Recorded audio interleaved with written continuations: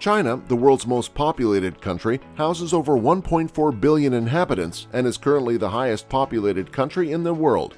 But do you know China faces the threat of being devoured and that the Chinese have evolved an ingenious way to combat this? Welcome to another video of Cosmos Observer, the only destination for your space curiosities. Today, we will look at the strategies that China has come up with that have shocked scientists in America. The Yellow Dragon. The Gobi Desert is the world's fastest growing desert, and it claims over 3,600 kilometers per year.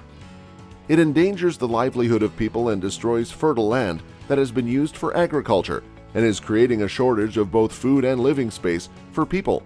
27.4% of China is a desert area, and that is only increasing due to the rapid movement of the Gobi Desert into mainland China. The Chinese call the Gobi Desert the Yellow Dragon, a name fit for a desert that consumes and destroys everything in its path. They say you can hear the sand dunes singing and whistling, but make no mistake, it is a war cry as the Yellow Dragon sets on a path of destruction with his strong winds and massive dust storms that reaches the capital of Beijing in China. If nothing is done, China could be heading towards a disaster. The government is already evacuating people and repopulating them to different regions, but even then, they can see the desert slowly and steadily creeping towards their new homes. China has been in many wars and fought many adversities, but in the face of a true natural disaster, all they can do is just sit and watch. China has its fair share of the blame as well. During the time of World War II, the government went on a massive spree of deforestation to keep their workforce running and to build up their army, which just made it easier for the Gobi Desert to advance more and more. What was once fertile land for agriculture is now taken over by the desert. People who made a living from herding animals and farming now face poverty as they are moved away from their homes. In 1978, China realized that it was time to fight back and decided to build a Great Green Wall to stop the desert from gaining any more ground. China has a Great Wall already, but it was to keep away ruthless warmongering countries from conquering China. But now, they are faced with a force that is stronger than anything else they have fought with. With the added danger of global warming, it looks like this will be a long battle ahead, and China, along with the World Bank, is prepared to take this Goliath task and make it work, since there are already plans laid up to 2050, and it just shows just how serious the Chinese government is about this. Halting desertification. With more than 1/4 of the country covered in deserts, China loses a lot of land that could be used to house people or used for agriculture to feed the people of this huge country. The Ningxia is a great example of this. They have been fighting desertification since the early 1950s, and in the process, they have lost over 50% of the land they once had to the Yellow Dragon. But now, they are fighting back against the desert. The World Bank has decided to lend a helping hand, and with a loan of $80 million given to the local government in 2012, it helped them kickstart the project and fight desertification.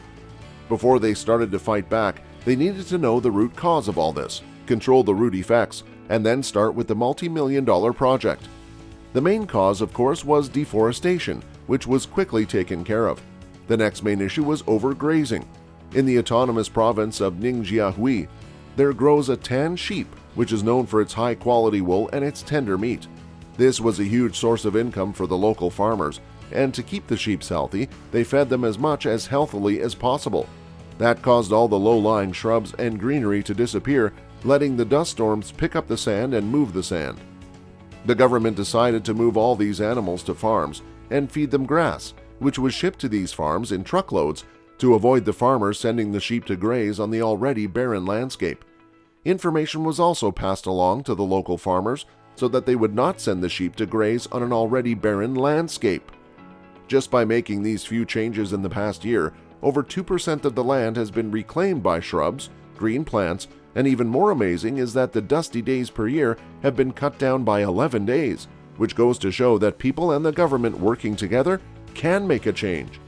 One of the local farmers even states that just a few years ago they would not have been able to look straight in the sand dunes as the dust would blind them.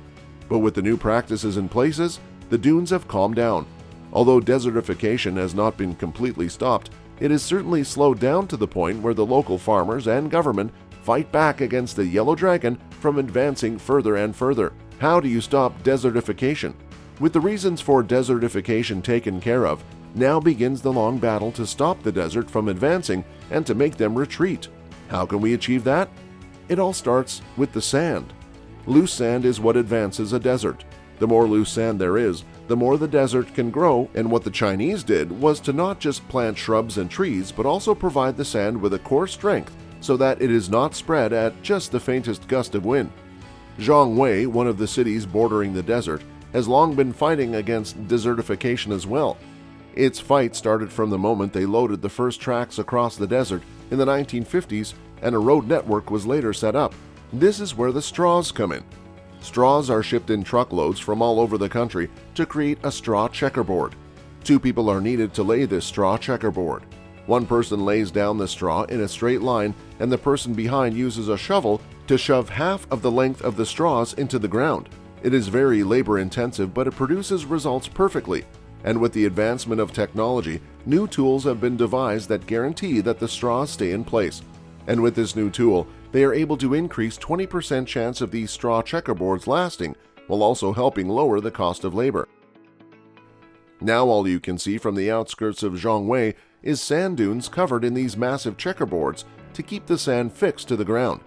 The primary goal is to secure the sand around the tracks and roads, which has successfully kept the sand in place that otherwise would have already covered these tracks and roads with sand. Once the straw mats are laid on the ground and the sand is held in place, it is time to plant the shrubs and small trees. With the straw mats already being half laid into the ground, it becomes easier for the shrubs and the small trees to expand the roots and turn the desert sand into fertile soil, stopping the desertification. The checkerboard method not only helps with battling desertification, but also helps the local farmers as well. The straw used in the straw mats are straws that would usually be thrown away or burned at the end of the harvest. But now, the government buys these straws from the people, which gives the farmers an additional source of income and helps them live a better life away from the property. And with such a huge-scale project comes the opportunity for more jobs as well. The project has already covered more than 12,333 hectares of land with these straw checkerboards, and over 3,333 hectares of land have been covered in small shrubs and helped create a green wall that has helped the city protect its important infrastructure. The fight against desertification will certainly not be over soon, but the Chinese government is strong, and in these hard times, not only have they managed to slow down the process of desertification, but also help the community by providing more jobs and a better livelihood. This is something every country can learn from on how to face a disaster. Let us know what you think about the efforts of China and how this can be adopted by other countries as well.